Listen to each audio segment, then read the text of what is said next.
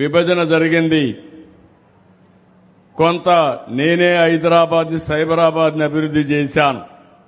ఈరోజు దేశంలో హైయెస్ట్ తలసరి ఆదాయం ఎక్కడంటే తెలంగాణ రాష్ట్రం.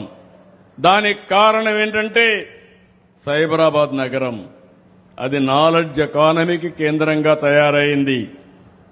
అదే సమయంలో విభజన జరిగిన తర్వాత నేను ఎప్పుడు ఆలోచించేవాడిని, నేను చేసిన ఒక నగరం తెలంగాణకి వెళ్ళింది, మంచిది, అక్కడుండేవాళ్ళు బాగుపడ్డారు, ఇక్కడుండే వాళ్ళని కూడా బాగు చేయాలి, వారితో సమానంగా పైకి తేవాలన్నది నా జీవిత ఆశయమని మరొకసారి మీ అందరికీ విజ్ఞప్తి చేస్తున్నా.